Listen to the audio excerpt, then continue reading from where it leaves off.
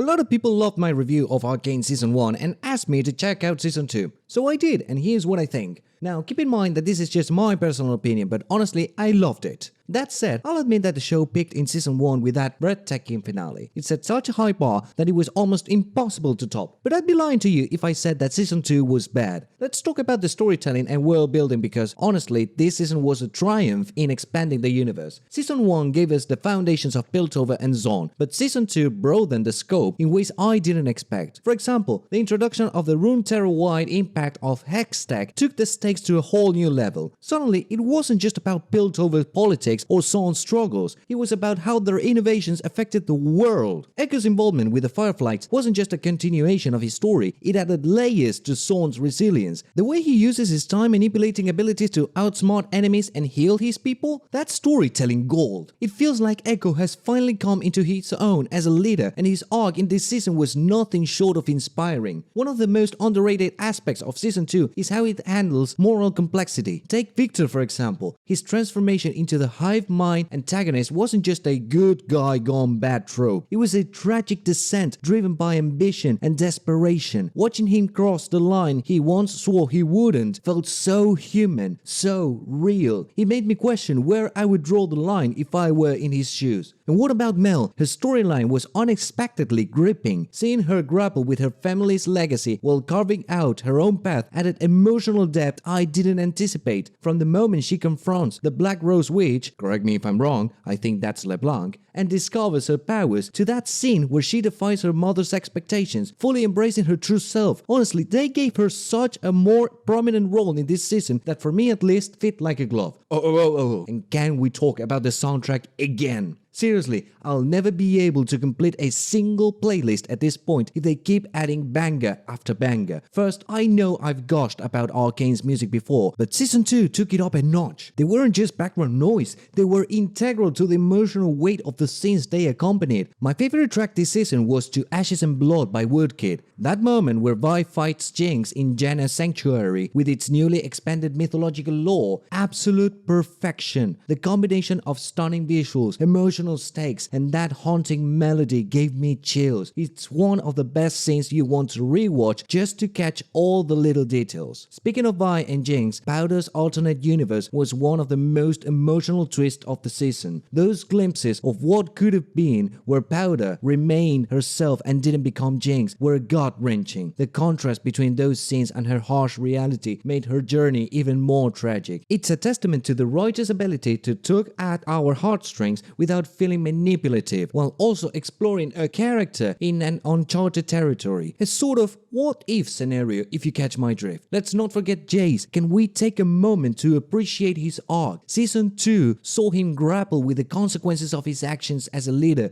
decisions that were easy in theory but devastating in practice. The Void sequence wasn't just visually stunning, it symbolized his internal struggle with guilt and responsibility, and when he emerges, changed but determined, it felt like a rebirth. And then there's Vander.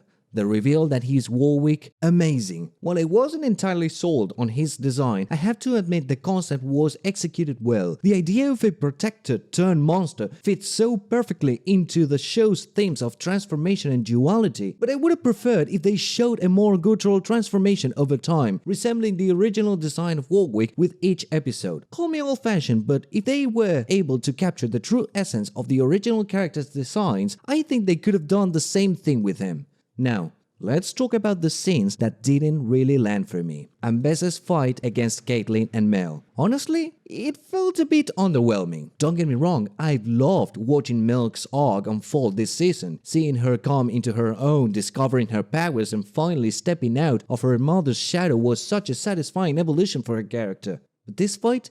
It didn't quite land for me. Here's the thing, by this point in the story, Mel has fully embraced her powers. We have seen her use them effectively in earlier scenes. So why did this battle feel so drawn out? Realistically, with the level of power she demonstrated, this fight should have been over in seconds if she had used her abilities to their full extent. It's not like she was still figuring things out, she clearly knew what she was doing. And that's where the disconnect comes from. Why did they frame it as though it took two characters, Caitlyn and Mel, to hold their own against Ambessa? I get that they wanted to showcase teamwork or maybe give Caitlyn more screen time in this moment, but it didn't feel consistent with how powerful they had established Mel to be. It's one of those scenes where I found myself thinking, wait, really?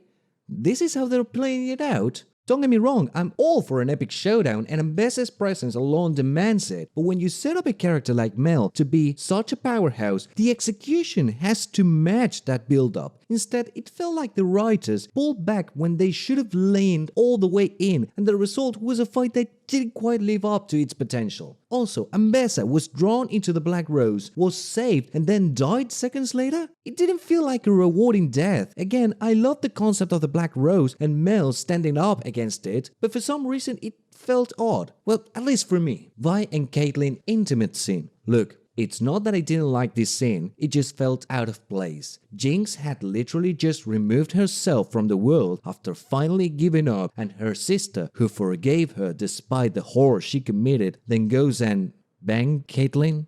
Really? If anything, it would have felt more natural to have this scene after the events settled. Maybe a quieter moment, like at the end of the show, where Caitlyn talks about reconstructing Piltover, only to be interrupted by Vi saying, honestly, Cupcake, I don't give a shit, before moving to the scene. I'm not saying it was unnecessary, it just needed better placement. This way it feels rewarding as these two characters felt like they were craving each other, but now it's not just physical, it's also a good way to finally give a closure to their relationship by embracing each other after all they've been through together, resembling a new beginning. That said, even with the awkward timing of certain scenes, Arcane Season 2 still delivered in spades. It wasn't just a continuation of the story, it was an evolution. It gave us more depth, more stakes, and more to look forward to. Also, I will give a massive shout out to my favorite moment of this season, which was at the end of episode 6. Yeah, you know what I'm talking about. Isha's sacrifice. I was not expecting this character to die at all, and to see her go in such a heartbreaking manner, to see her smile even to the last minute. I remember saying that every frame of this show could be a poster,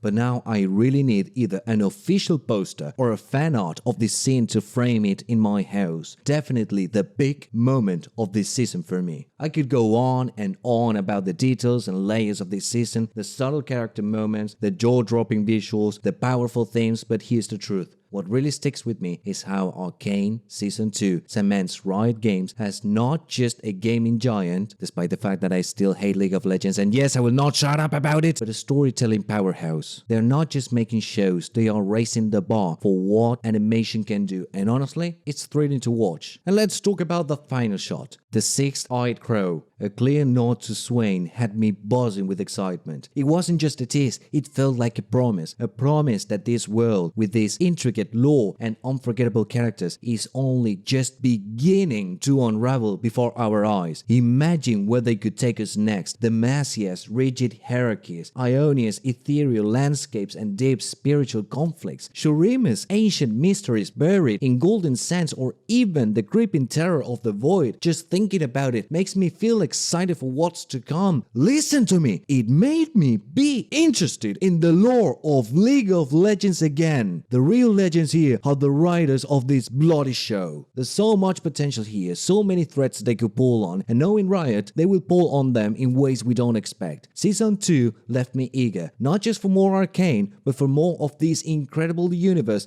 they are bringing to life piece by piece. I just want to conclude this video by quoting the title of my other video. I thought Arcane was overhyped. Then I watched it. And the reaction of the thumbnail wasn't an exaggeration either. It was a genuine shout of amazement due to the quality and execution of this show. I've never been approached or paid by anyone in Riot Games to talk about this show. This happened by mere chance, simply because I had free time and I ended up being blown away by this production, which lifts the bar way too high for future productions. And honestly, my boldest take yet, Arcane has become my favorite show of the year. Hands down. But hey, what about you? Did Season 2 live up to your expectations? Let me know in the comments. I've been loving the discussions from my last video and I would love to hear from your thoughts. This community is quickly becoming my favorite part of making these videos, so let's keep the conversation going. I don't know, it feels cozy to actually have similar taste and to reach so many people at once. I would love for you to stay and keep doing that for future videos. On a final note here, I realized that my previous video, is not well edited. I'm an idiot and I ended up hiding 2 layers by accident, and for me it's not acceptable when it comes to delivering quality content. Let me know as well if you want me to also upload the fixed version of that video with all the edits that were not present in the original. With that said, this has been Juano, and thank you for watching.